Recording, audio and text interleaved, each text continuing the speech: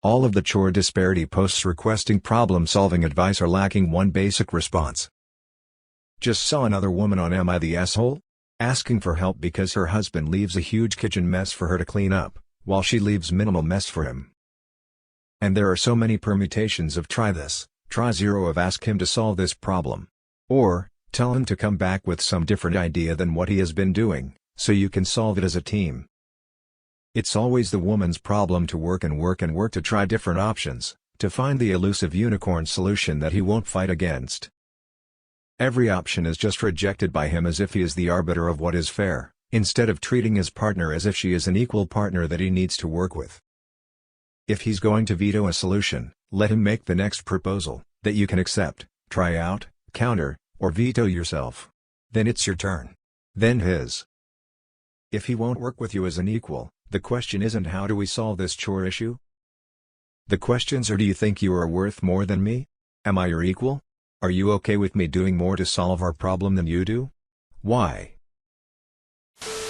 There's a book called Fair Play that also has some cards that help to start solving this problem.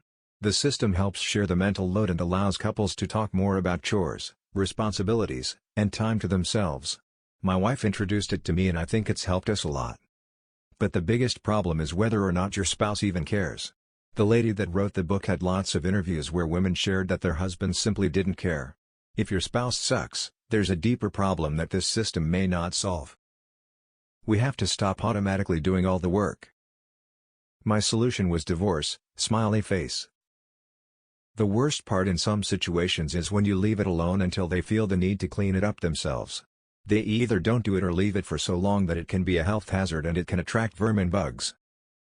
I didn't see the post you are referring to, but the root of this problem, in my experience, is the man doesn't see it as a problem. He doesn't care if the mess piles up.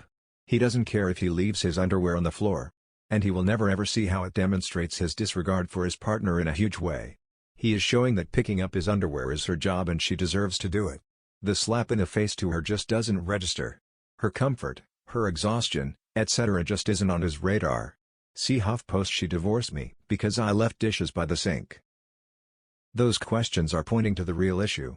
It's incredible how many men think their partner should manage shit for them like they're toddlers. I think a better statement is I do not feel valued by you. I am supposed to be your partner and I do not feel I am being treated as such. Every member of this household must contribute more than just money to make it a home. I recognize that you have X responsibility at work, however, you still need to contribute on other ways. 9-10 times they are not going to admit they don't think that you are an equal.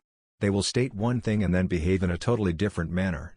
I'm not really sure if the point of this post is to point out when relationships get to this milestone, they are essentially over, or, if that's the case, I agree.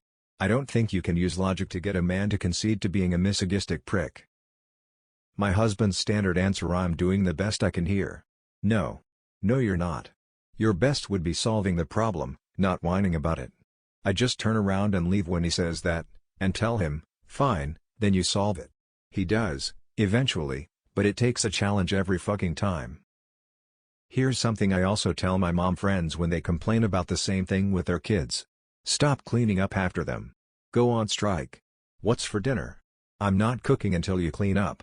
My friends say it bothers them so they do it anyway, but suffering through the mess for a few days is well worth retraining your pets. Honestly, it's silly that you're assuming these women didn't start by asking for what they wanted.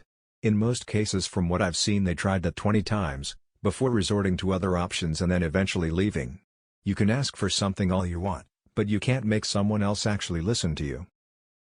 While I agree with your sentiment, it is not fair to say zero of ask him to solve this problem. There have been plenty of posts discussing this exact issue. I 100% agree. This isn't a her problem, it's a them problem. They both need to be working on it. Otherwise it's clear the situation isn't fair.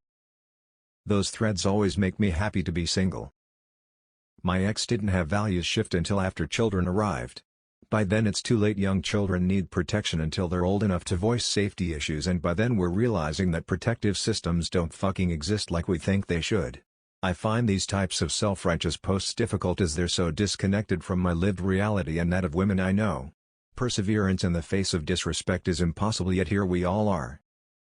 This post is annoying. I saw the post you're referring to and she tried talking to her husband. He denied there was a problem to be solved and said the messes he left for her to clean weren't as bad as the ones she was leaving to make her point. You can't talk to someone who isn't willing to listen. It's simple.